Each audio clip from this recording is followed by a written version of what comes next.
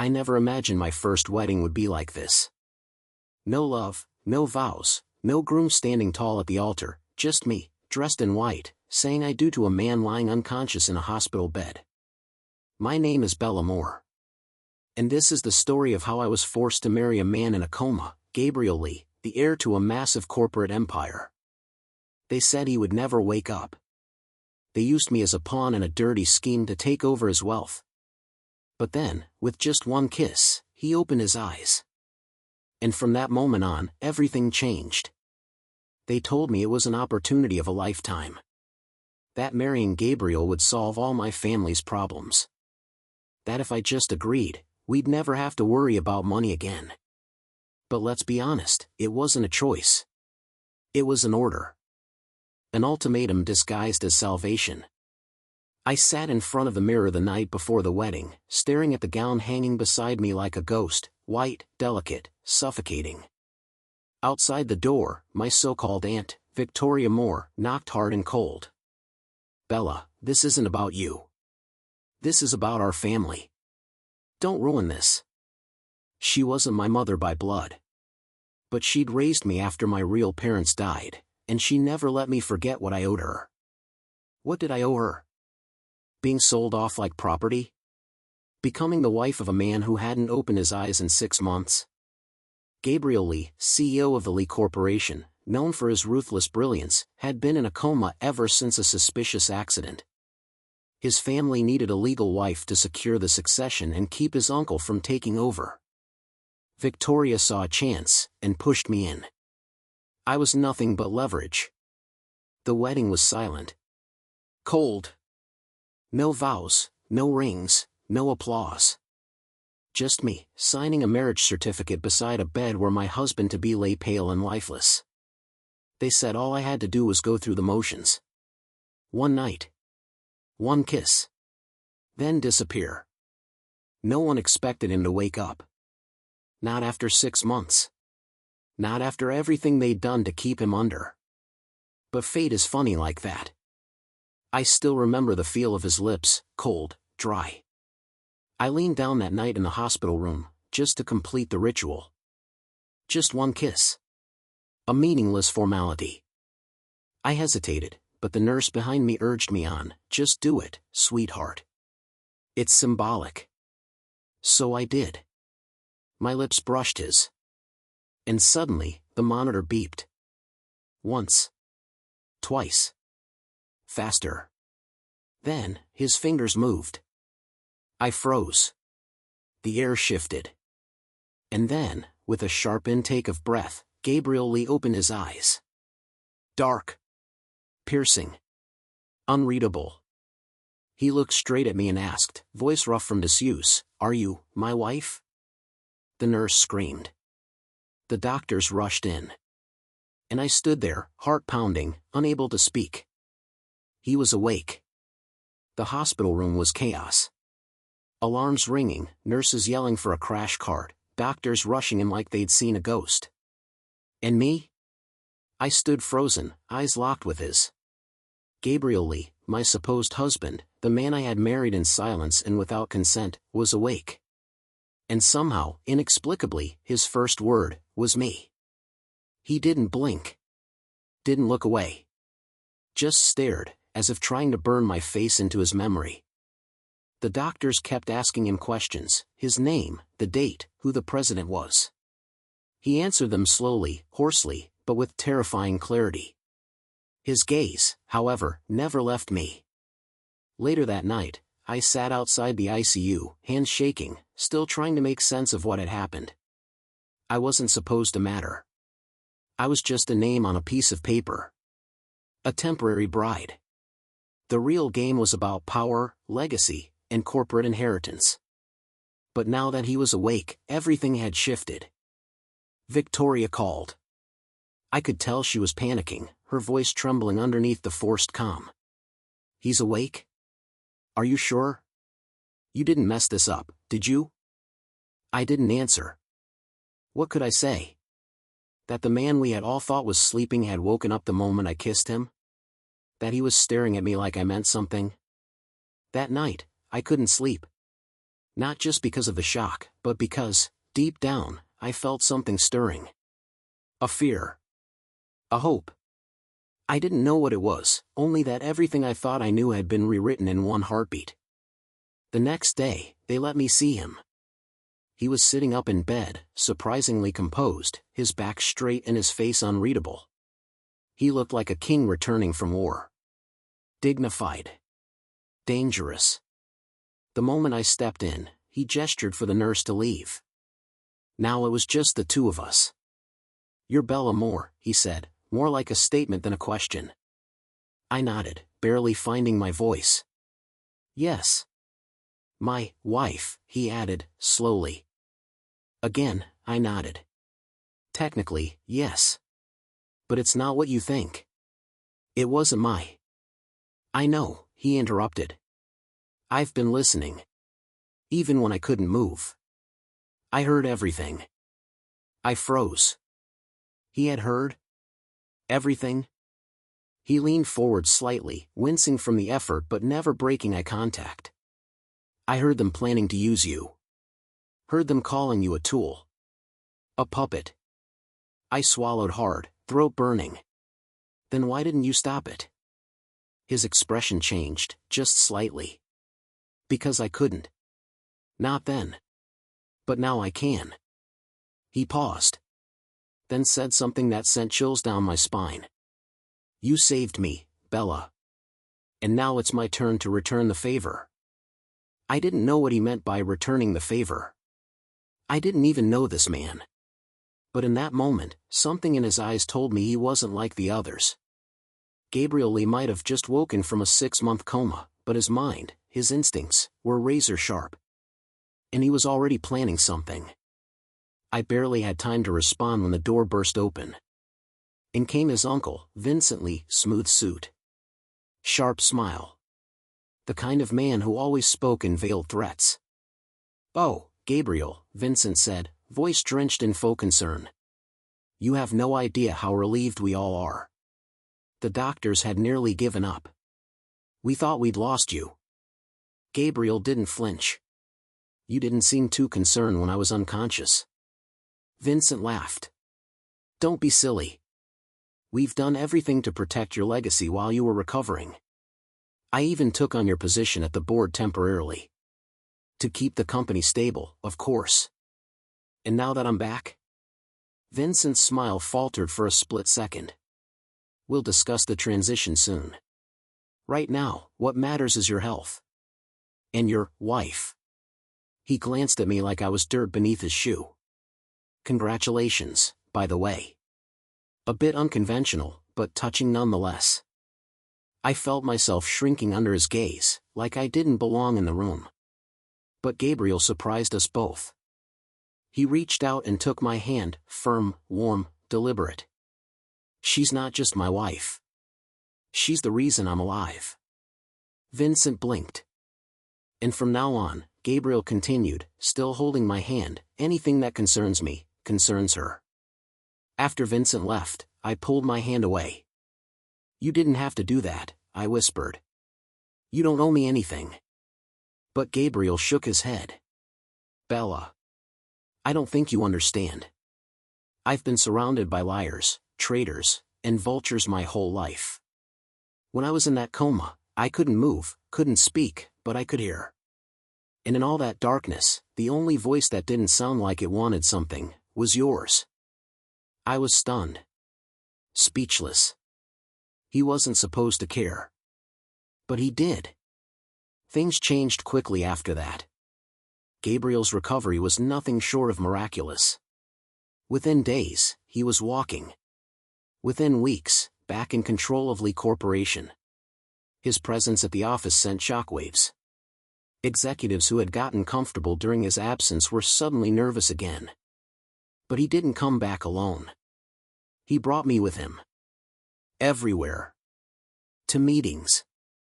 Dinners. Press conferences. Like he was making a point. "This is my wife. Touch her, and you'll answer to me." At first, people whispered. They said I was just a placeholder. A nobody. A pretty face married to power. But Gabriel silenced them, one by one. He defended me in board meetings. Refused to let them erase me. And when reporters tried to dig into my past, he released a statement. She is Mrs. Lee. That is all anyone needs to know. And slowly, terrifyingly, beautifully, I started to believe it. Maybe I wasn't just a pawn anymore. Maybe I was really his. I should have known it wouldn't last. The calm. The warmth. The illusion that maybe, just maybe, this life could become real. Because just as Gabriel started rising back to power, someone else began to unravel mine. It started with a phone call. I was alone at the estate. Gabriel had left early for a shareholders' meeting, and the house was unusually quiet. The call came from an unknown number. I answered, hesitant. At first, there was only silence. Then a familiar voice, sharp, cold, familiar in the worst way. Ah, Bella. Look at you now. Mrs. Lee must be nice playing queen in a borrowed castle. It was Clara. My cousin. The same one who used to laugh when Victoria forced me to eat cold leftovers. The same one who smiled when she hid my scholarship letter so I'd miss my interview. Now she sounded amused. Mocking. I just wanted to say, she continued, don't get too comfortable. You think Gabriel Lee actually cares? He's using you. Just like we did. Her words felt like ice in my veins. What are you talking about? I whispered, even though part of me already knew. She laughed again, low and cruel. You really think we didn't plan this? Victoria. Me. Uncle Raymond. We knew the Lee family was desperate. All we needed was someone obedient. Pathetic. Disposable. My heart sank. She paused before dropping the final blade.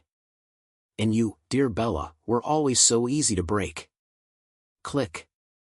The line went dead. When Gabriel returned that night, I didn't speak. I couldn't. My throat was tight with the weight of betrayal. Not his, but mine. My family.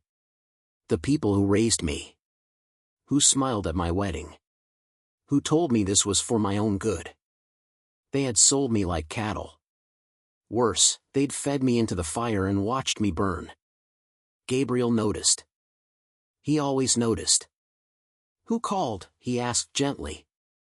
I shook my head. Bella, he said again, more firmly now, tell me. So I told him. Everything. And for the first time since he'd woken up, I saw something break in him. A coldness. A rage. He stood up slowly, his jaw clenched. I protected you from my world, he said. I didn't realize I needed to protect you from yours. The next morning, Victoria was arrested. So was Clara. And Uncle Raymond. Fraud. Blackmail. Conspiracy. Gabriel didn't even bother hiding it. He made the announcement himself, at a press conference, no less.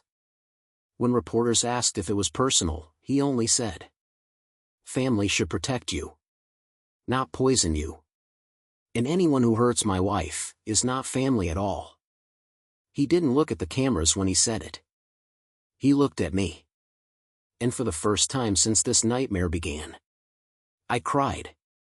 Not because I was scared. But because I finally felt safe. I wish I could say things got easier after that. In some ways, they did. With my so-called family behind bars, there was no one left to manipulate me, to whisper in my ear that I was worthless. Gabriel shielded me like armor, stood between me and the world like nothing could touch me now. But the thing about safety is, once you feel it, you start to hope. And hope is a dangerous thing. I started noticing the little things. How Gabriel always made sure there was warm milk on my side of the bed. How he'd quietly cancel his meetings on the days I looked too tired to ask for help. How he never asked me for anything, just gave, endlessly, as if he owed me a life. And slowly, painfully, I started to feel something I never meant to feel. I started falling for the man I married by accident. It wasn't like a movie. There was no music swelling, no fireworks. It was in the quiet moments, the way he wrapped a scarf around my neck without saying a word, or how he reached for my hand when the world wasn't looking. But love complicates everything. Because right when I let my guard down, I found something I wasn't meant to see. It was a locked drawer in his study. I shouldn't have touched it, I know that now, but curiosity doesn't listen to reason. Inside were documents. Photos. Letters. One in particular caught my eye. It was dated 2 weeks before Gabriel's accident. It was addressed to his lawyer. In the event of my death, all personal assets are to be transferred to Isabella Moore. I froze. I read it again. And again. Why my name? Before we even met? Before I even stepped into that hospital? My hands trembled as I flipped through the others. There were more. A dossier on me. My life. My parents. My education. Even my part-time jobs. Gabriel Lee had known who I was long before our so-called marriage. I felt sick. Was this whole thing a setup? Had I just been moved from one manipulation to another? I confronted him that night. I didn't even wait for dinner. He walked into the bedroom, tired from meetings, and found me sitting there, papers spread out on the bed. His eyes darkened the moment he saw what I'd found. "You knew me," I said, voice shaking. "Before all of this." "Why?" He didn't speak. "Not right away." "Answer me." I snapped, the anger choking back tears. He sat down slowly, like he was preparing for something terrible. "I knew about you," he said finally. "But not because I planned to use you." "Then why?" He looked at me, and for the first time, I saw something raw. Vulnerable. "Because your father saved my life once." I blinked. "What?" "He died in a fire, trying to save a stranger, me. I never knew his name until years later. And when I found out, I searched for you." My throat tightened. "You were in debt. Alone. Being used by people who didn't deserve you. I wanted to help, but I didn't know how to approach you without scaring you off. So I watched. Protected from a distance. I didn't know what to say. Everything I thought I knew collapsed in that one moment. All the lies. All the truths. All tangled together. You married me to repay a debt?" I whispered. "No," he said, standing. "I married you because somewhere along the way, I fell in love with the girl I was trying to protect." I didn't respond that night. What could I possibly say? Gabriel's confession left me reeling.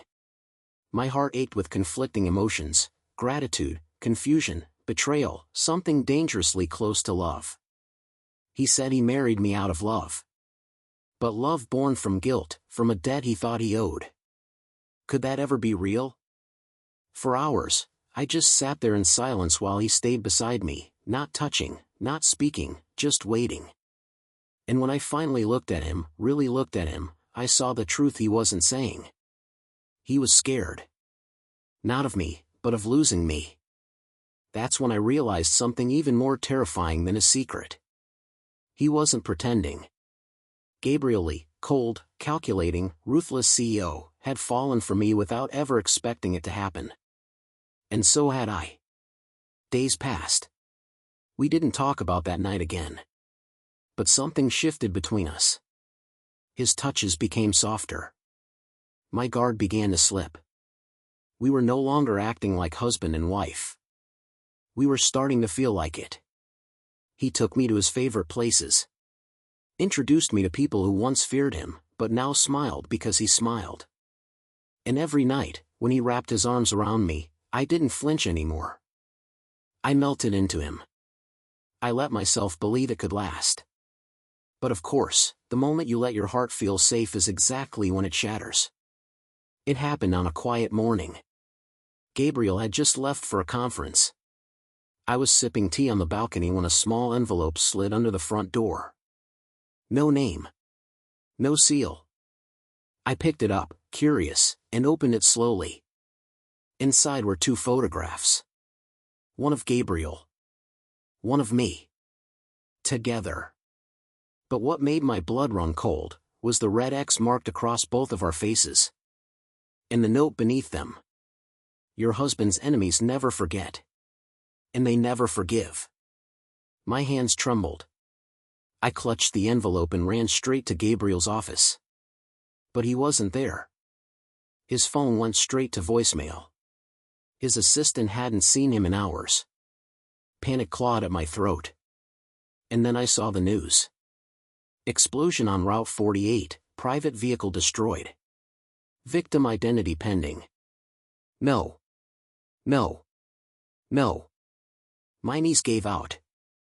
I couldn't breathe. Not him. Not now. It took hours before I got confirmation. The vehicle had been his, but he wasn't inside. He had changed cars last minute. The assistant he sent in his place was killed instantly. Gabriel came back late that night, disheveled, furious, and very much alive. And when he saw me, curled up on the floor with the photos still clutched in my hand, he didn't say a word. He just knelt down, pulled me into his chest, and whispered, "I'm sorry. I never wanted this world to touch you." "But it has," I whispered back. "And now it's too late to take it back." He pulled away, eyes burning. "Then I'll burn it down. Every last person who threatens you, I will destroy them all." Gabriel kept his promise. By the next morning, every executive with even a whisper of connection to the attack was suspended. His legal team moved like a shadow army, freezing accounts, unearthing secrets, filing charges before the enemies even saw it coming. And yet, despite all the power, all the wrath he unleashed, I could still see it in his eyes, fear. Not of death. Not of war. But of me walking away. Because ever since that explosion, something between us had cracked, not broken, not yet, but cracked wide enough to feel the cold air slip in. He tried to shield me harder than before. Posted extra guards. Changed my phone. Refused to let me leave the estate without him.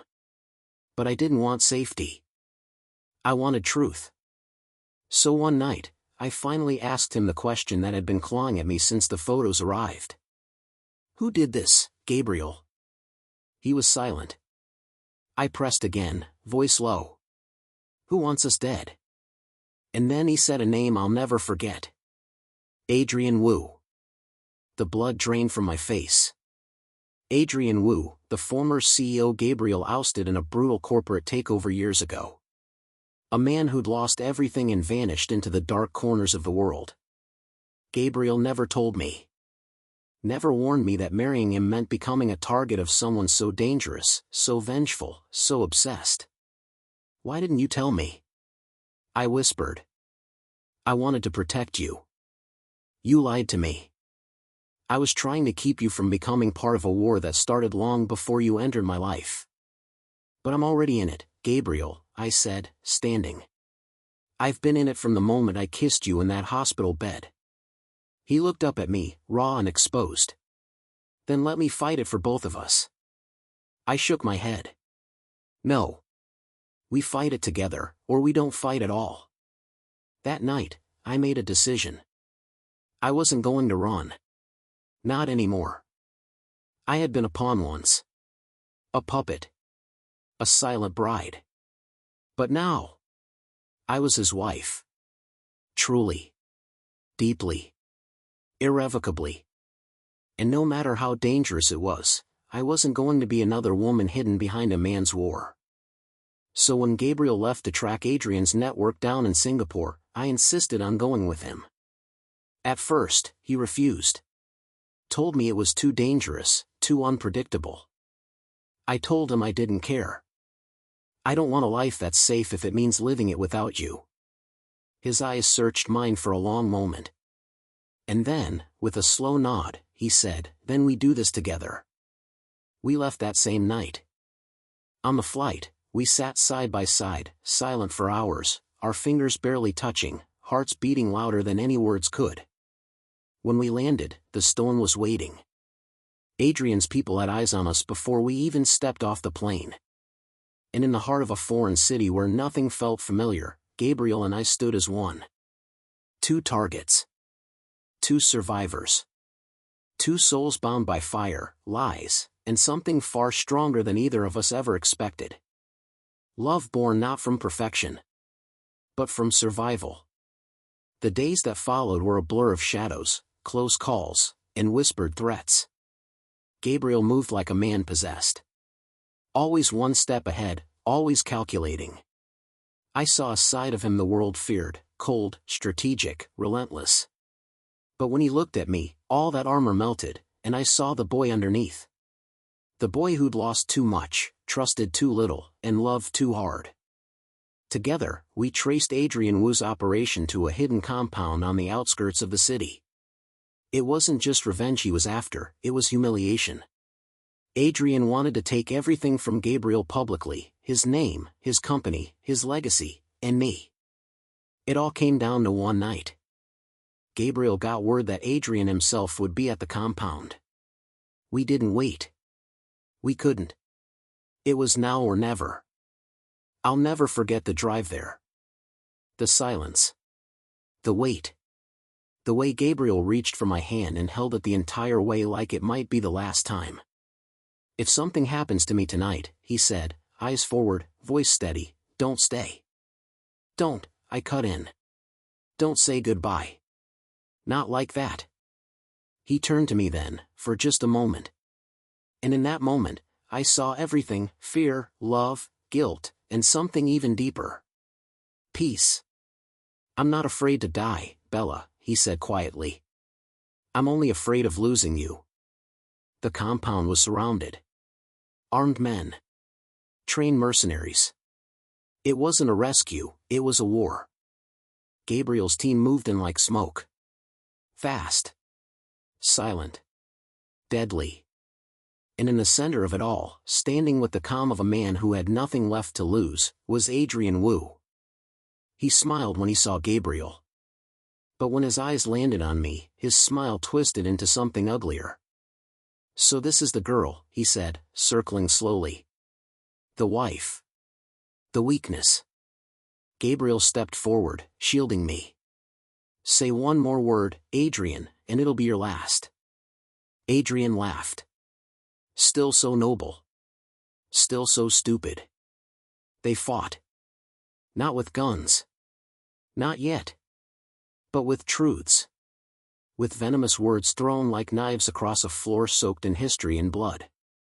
Adrian accused Gabriel of stealing everything from him. Gabriel told Adrian he destroyed himself. And me? I stood in the middle of it all, realizing something neither of them had said. They were both broken men, shaped by pain, clinging to war because it was the only thing they had left. And that's when it happened. Adrian pulled a gun. Gabriel reached for his. I didn't think, I just moved. I threw myself between them, screaming his name. The gun went off. The sound tore through the air, louder than anything I've ever heard. And then, silence. I opened my eyes slowly. I was still standing. Gabriel was not.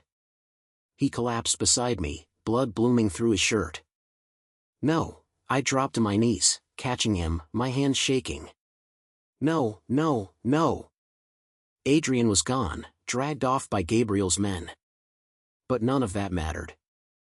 Only him. Only the man bleeding out in my arms. He looked up at me, struggling to breathe, and whispered, "Don't cry, Bella. You're going to be okay," I said, over and over, even though I didn't believe it. You're going to be okay. His hand brushed my cheek. I'm sorry, he said. I never wanted to bring you into this. You didn't bring me into anything, I whispered. I chose you. And then, just before his eyes closed, he smiled. Then I can finally rest. The next few days blurred together like smoke on shattered glass. Hospitals. Blood. Surgery.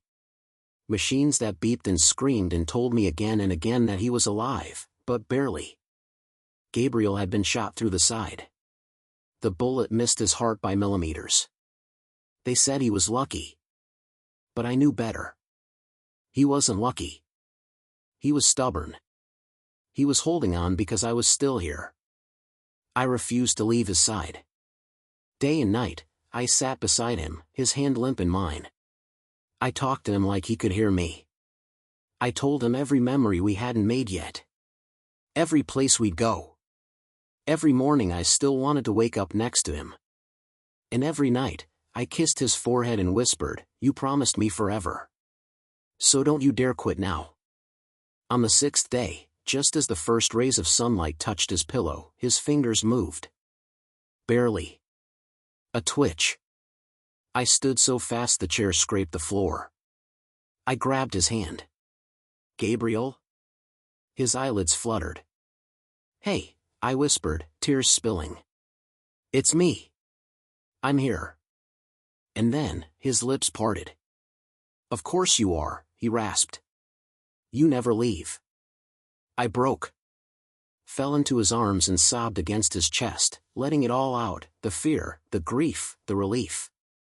He didn't speak much. Just held me. Letting his warmth, his heartbeat, prove to me again and again that he was real. That he came back. The recovery was slow, but he never once asked me to leave. He said I was his oxygen. I said he was my fire. Together, we rose from the ashes. Adrian Wu was sentenced. Lee Corporation stabilized. The board welcomed Gabriel back with bowed heads and pale faces. They knew who he was now. Who we were. And this time, when we stood at the altar, real rings, real vows, real tears, I wasn't marrying a stranger in a coma. I was marrying the man who had bled for me. Lied for me. Changed for me. The man I had chosen. Now, every morning when I wake up, I feel his arm around me before I even open my eyes. And every time he kisses my temple and says, "Mrs. Lee," I smile, because I finally understand what that name means. Not power. Not protection. Not survival. But love. Messy. Fierce. Undeniable. Ours.